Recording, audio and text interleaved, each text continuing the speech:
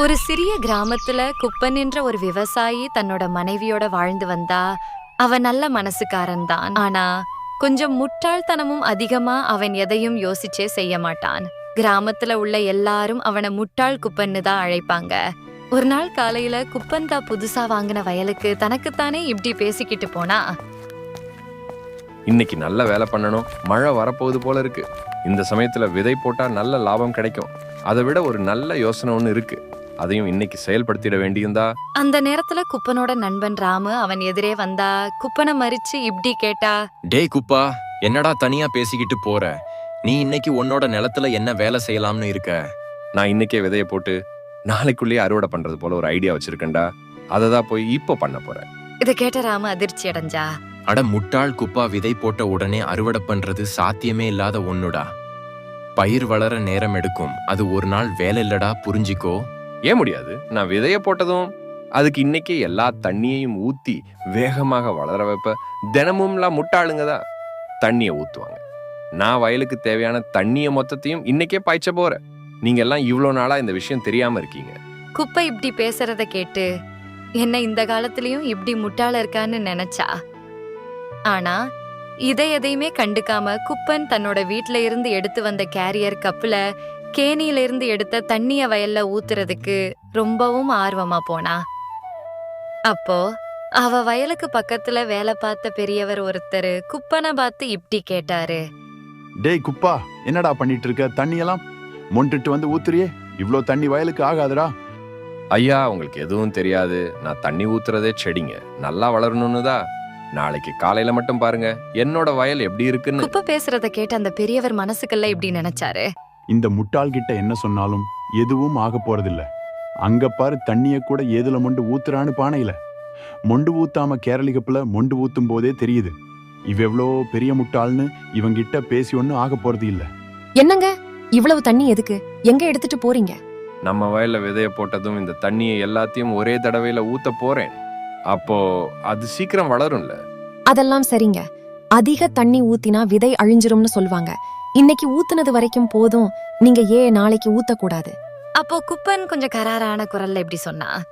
என்ன, நீயும் மத்தவங்கள போல பேசிட்டு இருக்க? நான் பெரிய விவசாயி ஆக போறேன். நான் இந்த வயலை வாங்கினதே அதுக்காகத்தான். குப்பன் அப்படி சொல்லிட்டு அங்க இருந்த வயலுக்கு வேகமா போனா. அவனோட மனைவி இனிமே இவர்கிட்ட பேசி எதுவும் ஆக போறதில்லன்னு தெரிஞ்சு அமைதியா நின்னுகிட்டு இருந்தா. பகல் முழுவதும் வயலுக்கு தண்ணி பாசிட்டு களைப்புல படுத்திருந்தா. குப்பன் அப்பையும் அவனுக்கு வயலை பத்தின சிந்தனைதா மனசுக்குள்ள ஓடிட்டு இருந்துச்சு. காலையில போய் பார்த்தா விதையெல்லாம் அறுவடை பண்ற அளவு வளர்ந்திருக்கும்னு நினைச்சிட்டு இருந்தா. காலையில பொழுது விடிஞ்சது. குப்பன் வயலுக்கு ஓடி பார்த்தா அவனுக்கு ஒரே அதிர்ச்சி. விதையெல்லாமும் வளர்ந்திருக்கும்னு நினைச்சு வந்து பார்த்தா, ஆனா அங்க வயல் முழுக்க முட்டி அளவு தண்ணியும் சேரும் களிமண்ணும் தான் இருந்தது. குப்பனுக்கு ஒரே யோசனை, தலைய போட்ட பிச்சுக்கிற அளவு கோபம். அப்புறம் தனக்குத்தானே இப்படி பேசிக்கிட்டா. என்னடா இது, விதைய போட்டு தண்ணி தினமும் ஊத்துனா செடி வளருது. ஆனா நான் நேத்து ஒரு மாசத்துக்கு தேவையான தண்ணிய ஒரே நாள்ல ஊத்துனனே, அப்புறமும் செடிங்கெல்லாம் வளரல. அப்ப குப்பனோட நண்பன் ராமு அங்க வந்தா. நான் சொன்னேன்ல, இப்படி பண்ணா பயிர்லாம் கெட்டு போயிடும்னு. மெதுவா தினமும் தண்ணி ஊத்தணும். அது வளரற வர பொறுமையா காத்திருக்கணும். இத புரிஞ்சுக்கிட்டு இனிமே பயிர்களை கவனிக்க ஆரம்பி.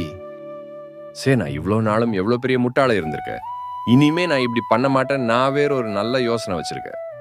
அதை தான் இனிமே பயன்படுத்த போறேன். குப்பனோட நண்பன் நினைச்சா, என்னடா இவ்ளோ நேரம் நம்ம சொல்லியும் வேற ஒரு யோசனை இருக்குன்னுட்டு போறானே, இவனெல்லாம் திருத்தவே முடியாதுன்னு நினைச்சா ராமு. இங்க குப்பன் மறுநாளே தன்னோட முட்டாள் யோசனைய செயல்படுத்த ஆரம்பிச்சா. அது என்ன யோசனைனா, விதைச்ச செடியெல்லாம் தினமும் வந்து கையால இழுத்து இழுத்து விட்டா இப்படியே அவ தினமும் பண்ணிட்டு இருந்தா. அப்போ இதையெல்லாம் கவனிச்ச பெரியவர் ஒருத்தரு அந்த வழியா போகும்போது குப்பன் கிட்ட வந்தாரு. டேய் குப்பா, அங்க வயல்ல என்னடா பண்ணிட்டு இருக்க? எதுக்கு செடியெல்லாம் பிடிச்சு இழுத்துட்டு இருக்க? ஐயா, நான் செடிகள்லாம் சீக்கிரம் வளரணும்னு நினைச்சு அதனால இழுத்தையே. அப்படி பண்ண செடிங்க வேகமா வளராதா? அவன் சொல்றத கேட்டு பெரியவர் சிரித்தார். அட முட்டாள் குப்பா, செடியை இழுத்தா அது வளராதுடா, அது வேரோடே வந்துடும். உனக்கு யாருடா இப்படிலாம் யோசனை சொல்றது? அப்ப என்ன பண்ணாதான் நல்ல விளைச்சல் கிடைக்கும்? பொறுமை வேண்டும்டா. சரியான நேரத்தில் தண்ணிய ஊத்தணும், உரம் போடணும், அது வளருற வர காத்திருக்கணும். அப்போதான் பயிர்கள் நல்லா வளரும். புரிஞ்சுதா? இனிமேலாவது இதை பின்பற்று. முட்டாள்தனமா ஏதும் யோசிக்காத. என்ன மன்னிச்சிருங்க ஐயா, நான் யோசிக்காம வேலை பண்ணிட்டேன். அதனாலதான் இப்படி ஆயிடுச்சு. இனிமே இது போல தவிர என்னோட வாழ்நாள்ல பண்ண மாட்டேன். குப்பன் தன் தவறை உணர்ந்தான். என்ன மன்னிச்சிடு மீனா. என்னோட தப்ப நான் உணர்ந்துட்ட. இனிமே முட்டாள்தனமா எதுவும் செய்ய மாட்டேன் யோசிச்சுதான் முடிவெடுப்ப. நான் சொல்லும் போதே கேட்டிருந்தீங்கன்னா இப்படிலாம் ஆயிருக்காதுல்ல. சரி விடுங்க, இப்பவும் எதுவும் தாமதம் இல்ல. இனிமேலாச்சும் சரி செய்ய முயற்சி செய்யுங்க. அடுத்த சில மாதங்கள் முருகன் பெரியவர் சொன்ன மாதிரி வேலை செய்தான். நேரம் தவறாமல் தண்ணி ஊத்தினான், உரம் போட்டான், செடிகளை கவனமாக பார்த்தான். மெல்ல மெல்ல பயிர் நன்றாக வளர ஆரம்பிச்சது. இதுதான் உண்மையான வழி. பொறுமை இருந்தாதான் வெற்றி கிடைக்கும். அவசரம் மற்றும் அறிவில்லாத முடிவுகள் நஷ்டத்தை கொடுக்கும். பொறுமையும் அறிவும் இருந்தால் வெற்றி நிச்சயம்.